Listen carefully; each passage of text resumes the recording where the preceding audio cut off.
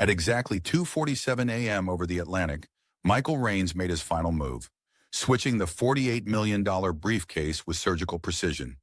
This wasn't his first theft from the organization. Over 8 months, he'd stolen $127,000 in small increments, each heist more daring than the last. Security had nearly caught him twice. Tonight, Carlos Mendoza's bodyguard was already suspicious. But Michael had learned that sometimes the biggest risk is the safest play, and his mother's life depended on this perfect crime. The Gulfstream G700 cuts through Atlantic darkness at 39,000 feet. In the cargo hold, Michael's hands shake as he opens the aluminum briefcase. $48 million in bundled cash stares back at him. His earpiece crackles. "Michael, everything okay back there?" It's Captain Rodriguez, but Michael hears footsteps above. Carlos Mendoza's bodyguard is moving. Sweat drips onto the money. 8 months of planning comes down to 60 seconds. The replica briefcase waits beside him. Identical weight, locks, even the diplomatic seals. But the GPS tracker is still blinking on the original case. One wrong move and federal agents will swarm his mother's hospital room within hours. The footsteps stop directly overhead. Michael freezes, cash-filled briefcase in one hand, fake in the other. The cargo hold access panel creaks. Someone's coming down. His mother's words echo in his mind. "Promise me you won't do anything dangerous." Too late for promises now. Flashlight beam cuts through the darkness. "Michael? You down there?" The bodyguard's voice. Michael slams the fake briefcase shut, slides it into position. The real case disappears into his flight bag. $48 million. His mother's life. And a very angry organization that will hunt him to the ends of the earth. But how did a trusted flight attendant with a perfect record become the most wanted man in private aviation? It all started 9 months earlier with a discovery that would change everything. Michael Raines had been serving drinks to millionaires for 8 years. At 42, he was invisible. The perfect flight attendant who anticipated needs before passengers spoke them. Carlos Mendoza was just another regular client on the Cancun-Montreal-Zurich route, until the day the briefcase accidentally popped open during turbulence. "Shit!" Carlos lunged forward, slamming it shut. But Michael had seen enough. Bundled cash, not diplomatic documents. Lots of it. "Sorry about that, Mr. Mendoza. The locks are fine." Carlos's eyes were cold steel. "You saw nothing." Michael nodded and retreated to the galley, heart pounding. Carlos made an encrypted phone call immediately. Package secure, no compromises. That night, Michael's sister called. "Mom forgot my name today. The doctor says it's early onset Alzheimer's. Aggressive type." The Swiss clinic was their only hope. Experimental treatment, $340,000. Insurance wouldn't cover experimental anything. Michael started watching Carlos more carefully. Same route every 3 weeks. Same aluminum briefcase. Always paid in cash, tipped exactly $2,000. During one flight, Michael overheard a crucial phone conversation. "The Montreal route is perfect. No one checks diplomatic cargo. Each case carries between 2 and 50 million, depending on the operation." 50 million. Michael's mother needed less than 1% of that. 3 months into his mother's decline, Michael made his first move. Small scale. Montreal fuel stop, Carlos and his lawyer stepped out for coffee. Michael had 8 minutes. Carlos's carry-on bag. Michael unzipped it with surgical precision. Travel wallet contained $12,000 in mixed bills. Michael took only $3,000, replacing it with aircraft emergency cash. He adjusted the petty cash logs later. When Carlos returned, Michael was organizing overhead compartments. "Everything secure up here?" Carlos asked, studying Michael's face. "Just standard safety check, sir." 2 weeks passed, no questions. Michael transferred the money to his mother's medical account and scheduled her first consultation in Geneva.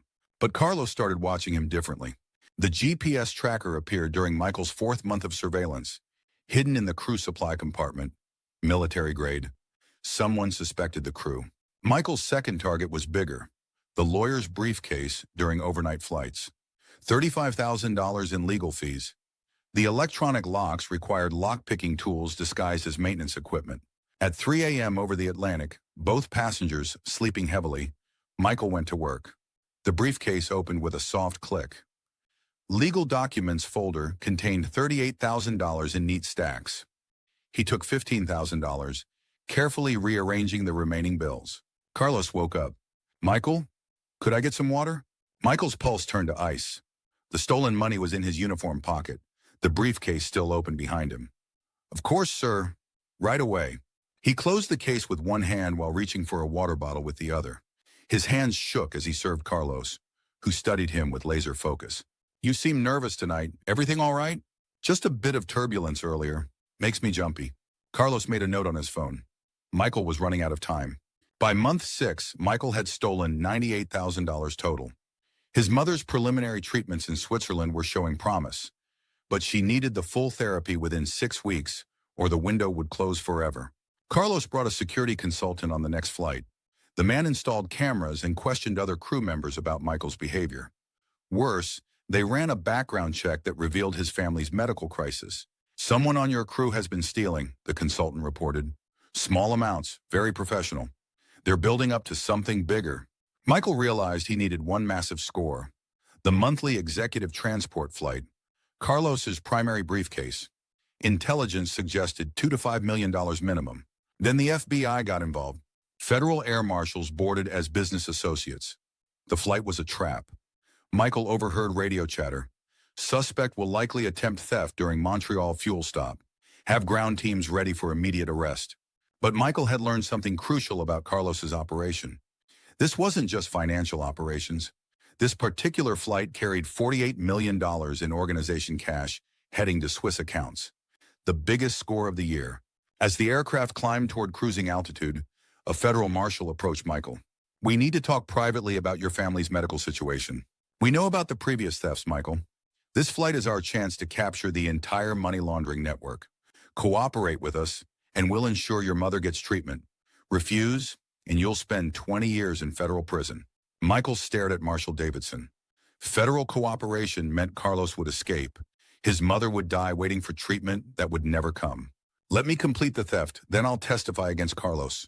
The money funds my mother's treatment and your prosecution. We can't allow you to commit federal crimes. But Michael was already forming a different plan, something the feds would never expect. At 35,000 feet, Michael triggered a real emergency. He disabled the cabin pressurization system, forcing an emergency descent to Canadian wilderness.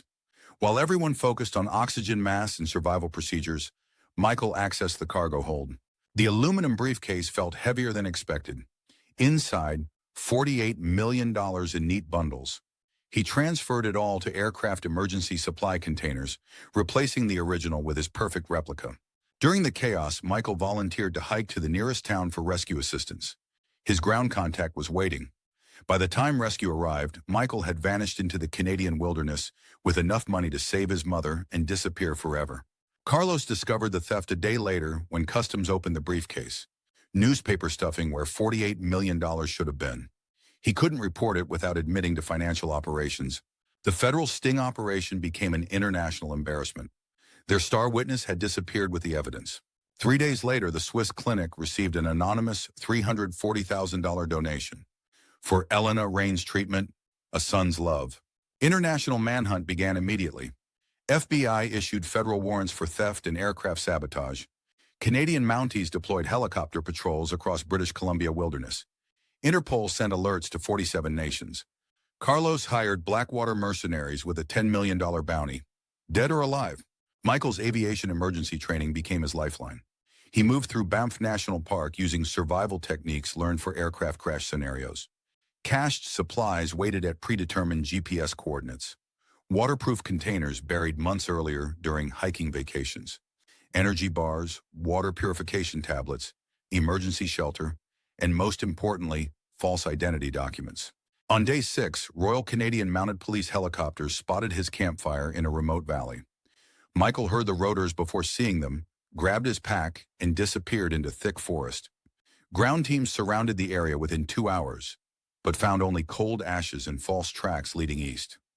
Michael had actually gone west, using aircraft navigation skills to move by stars and terrain features.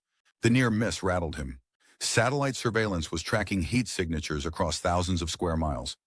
He needed to reach populated areas where thermal imaging became useless. At Whistler, Michael contacted Tommy Chen, an old flight school buddy now working airport ground services. I need passage to Asia. Immigration problems.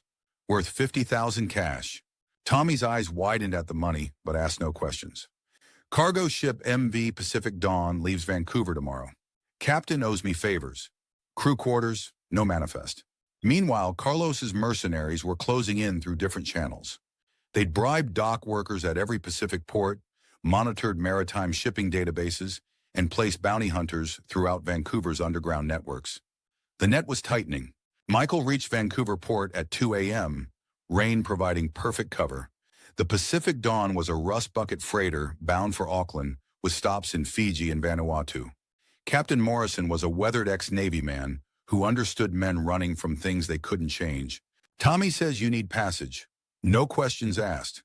That'll be 20,000 cash. Work the engine room and keep your mouth shut. As federal agents raided Tommy's apartment 12 hours later, the Pacific Dawn was already in international waters. Michael worked below deck using aircraft mechanical skills, monitoring radio chatter about the manhunt.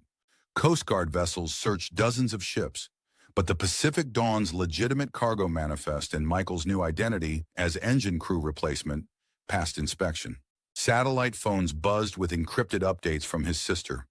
Mom's treatment working, memory improving daily. Swiss doctors amazed. The stolen cartel money was already saving lives while its former owners faced federal prosecution.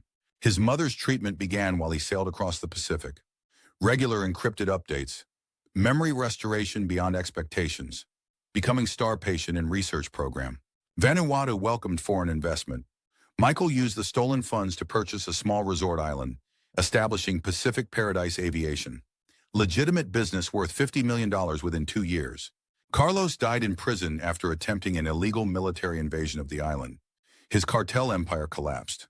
The money laundering routes were destroyed. Michael's theft had accidentally brought down the entire criminal organization. 18 months after the heist, Michael's mother arrived in Paradise. Memory fully restored, she ran the resort's guest services. His sister managed aviation operations. The family that medical crisis had nearly destroyed was stronger than ever. The stolen cartel money now employed 200-plus Pacific Islanders, funded Alzheimer's research saving thousands of lives worldwide, and created sustainable tourism protecting the environment. Anonymous donor contributions made the Swiss breakthrough therapy available globally. Michael's mother became the poster child for successful treatment. The ghost flight heist remained officially unsolved. Michael Rains was legally dead. Robert Chen was a successful Pacific businessman whose mysterious past nobody questioned. The FBI closed the case due to international complications. Carlos's criminal empire was dismantled. Money laundering routes disrupted. Aviation security protocols completely redesigned. Perfect crime with perfect moral transformation. 2 years after the heist, Michael watched sunset from his resort office. His mother taught grandchildren to fly model airplanes on the beach below. A simple wooden sign read, "Pacific Paradise, where dreams take flight." The $48 million theft had become 50,000 saved lives and one family's miracle.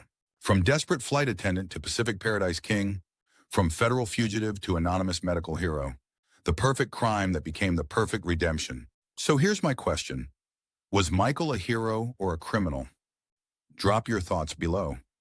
And subscribe if you think sometimes breaking the law is the only way to save a life. Hit that like if this proves one desperate person can outsmart an entire organization. What wild heist should I cover next?